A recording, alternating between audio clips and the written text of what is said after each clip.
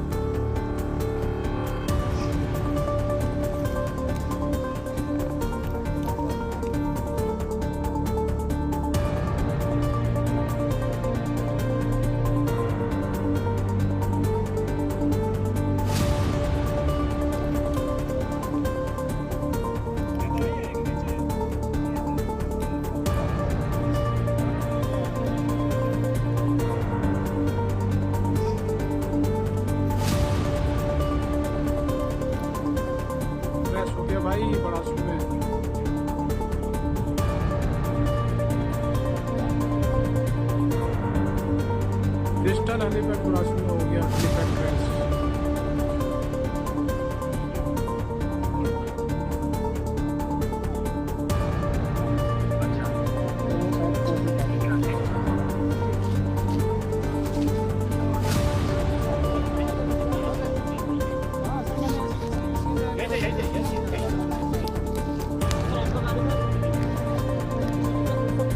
Ja, Emre. Schrik niet.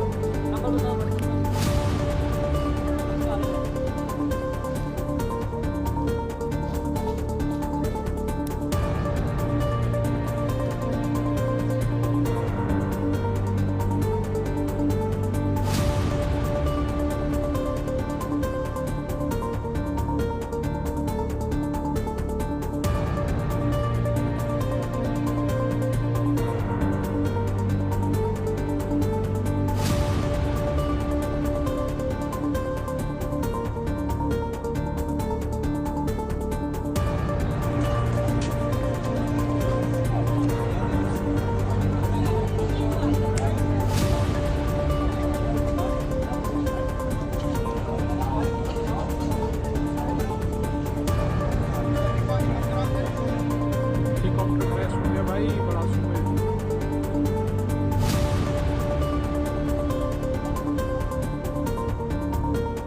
Digital helipad बड़ासू में हो गया helipad crash.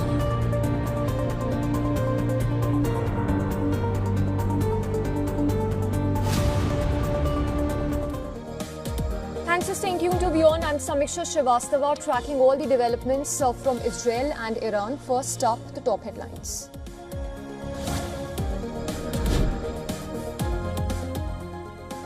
Iran's health ministry says 224 people have been killed since Israel began launching attacks on the country. 37 دقیقه ورودی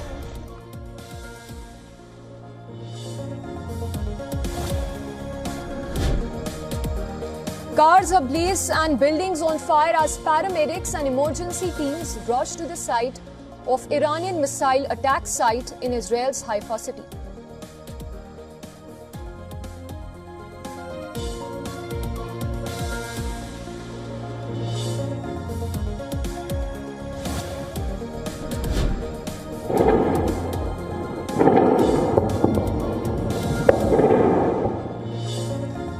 Iran accuses Israel of deliberately targeting a foreign ministry building in Tehran, says the ruthless strike wounded several civilians.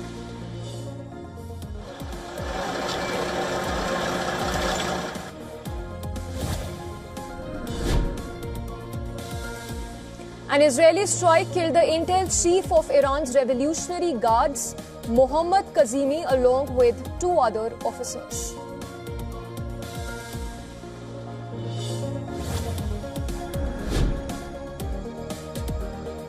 Turkish President Erdogan tells Trump that Turkey is ready to mediate Israel-Iran war, urges US counterpart to take action immediately to prevent disaster that could set the region on fire.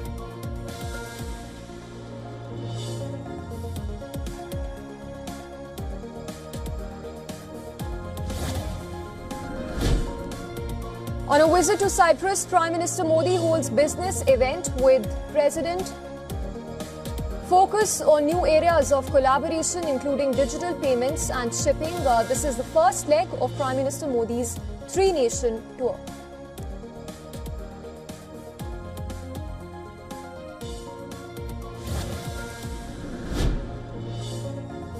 Emmanuel Macron criticizes Donald Trump's threats to take over Greenland as he became the first foreign head of state to visit the vast, mineral-rich Arctic territory since the US president began making explicit threats to annex it.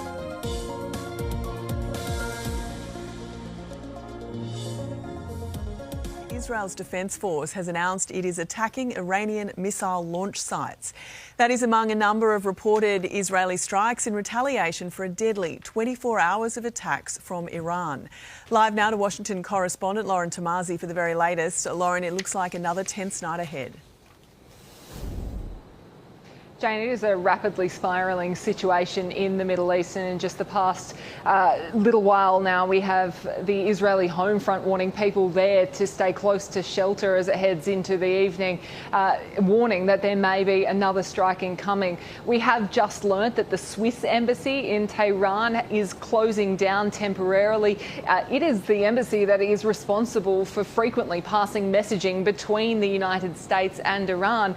So certainly a big development president there. And in the last few minutes, we've had Donald Trump here in Washington, D.C., leaving the White House. He was speaking as he's left on his way to the G7, saying, I hope there will be a deal between Iran and Israel, but sometimes you have to fight to the end.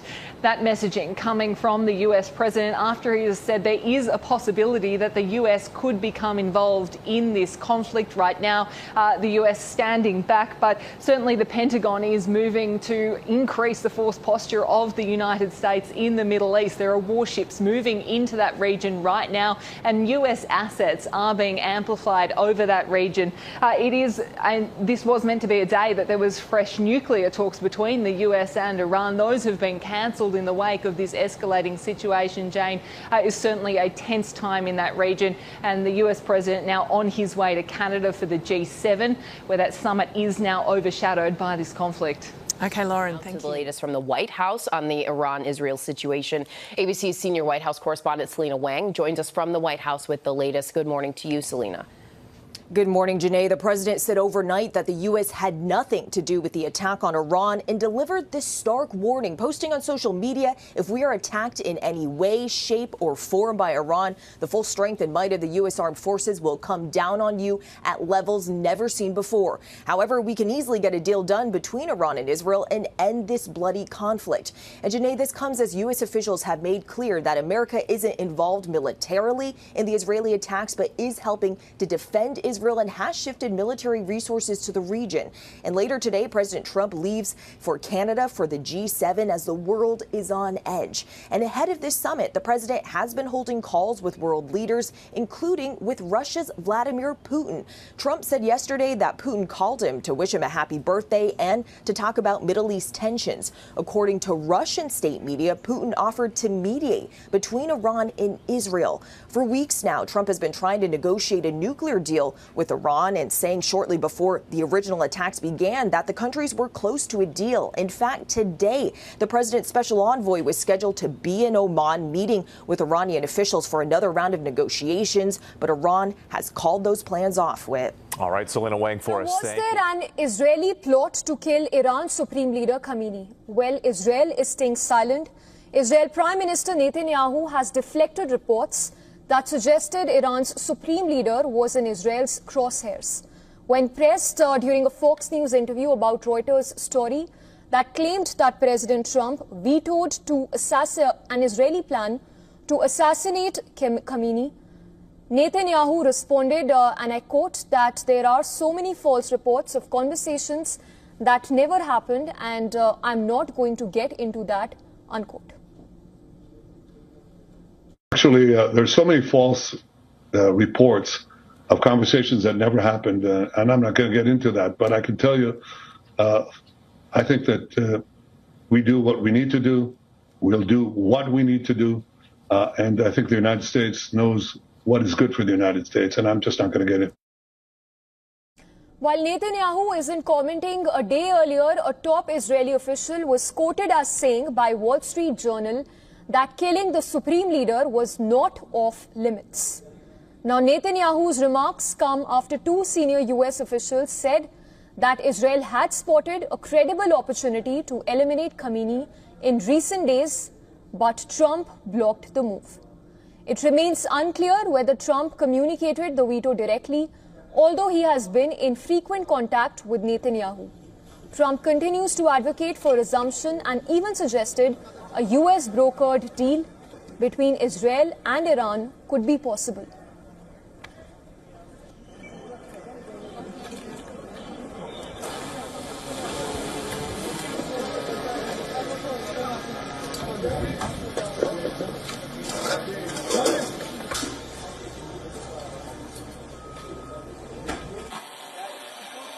The situation with the Houthis for the first time ever. Energy prices would likewise.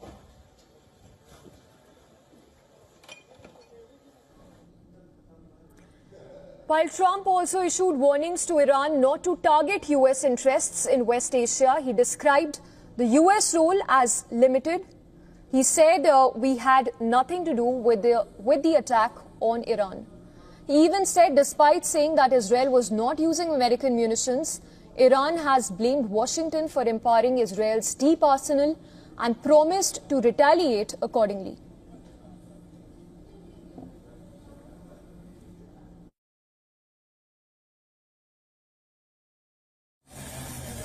I want to welcome to the show author of Plan Red, China's project to destroy America and the coming collapse of China, and China is going to war. All right, here he is, China analyst Gordon Chang. Appreciate you being here. Always appreciate your time when we're fortunate enough to have you here, especially on a weekend. This breaking news that we've also had from this interview with President Trump on ABC News, saying that he had a lengthy conversation with Russian President Vladimir Putin yesterday. Putin saying they weren't just talking about what's going on in Ukraine, but Putin voluntarily saying, hey, I've got a grand idea. I could be a mediator between Israel and Iran. Help to connect all of these dots and what's going on with China as well. Well, China certainly is supporting Iran because Iran has effectively been China's proxy. China should be considered a combatant in the October 7th war because its support for Iran has been almost across the board, including the supply of weapons. So China right now is facing a very bad situation in the Middle East. You know, Anna, if we go back to March of 2023, it looked like China was going to drive the U.S. out of the Middle East. Now, China is retreating very, very fast because its initiatives have ended up really very disadvantageous for the Chinese. You know, when you put in Putin, who's a Chinese friend, he's not going to be able to broker anything right now. Israel is on the move. The Iranian regime is falling apart. We're seeing regime elements flee the country. This is going to be a complete victory for Israel. It's going to be difficult. It's not over yet. But it doesn't really seem that Iran has any more cards to play. All right, and if you can connect some dots for us as far as the geopolitical ties go between our adversaries. You know, should the United States be concerned about collaboration and coordination between Iran and North Korea and Russia, et cetera, China? Well, that coordination has been going on for decades. And so, for instance, most Iranian missiles that have been fired at Israel, you scrape the paint off of them, they're North Korean ones. And those North Korean missiles could not have gotten to Iran without the approval of Beijing. So clearly this coordination has been extensive and it's been ongoing for a long time. And the United States and its friends and partners have been completely ineffective in stopping it. Right now, the Israelis are doing something that the United States could not do, and that is to break those connections. So this is a really good story for us. Yeah. And I believe that Israel is doing a lot of work to establish peace in the region because, as President Trump just said, Iran with a nuclear weapon means no peace in the Middle East. 100%. What do you think is going to come from this G7 summit? I think that President Trump was going to have a pretty bad G7 until the Israel war, because clearly other countries were not being intimidated by Trump's talk on trade. And there was a lot of friction, and you could have seen America's friends sort of get together and gang up on Washington. Now, I'm not so sure that's going to occur, largely because the issue of Israel and Iran is going to dominate the talking points. And clearly, the United States has been having some effective policy and coordination with Israel, as President Trump has talked about in the last couple of days. So this might not be so bad for the United States during those 3 days in Canada. Okay. Gordon Chang, thank you so much.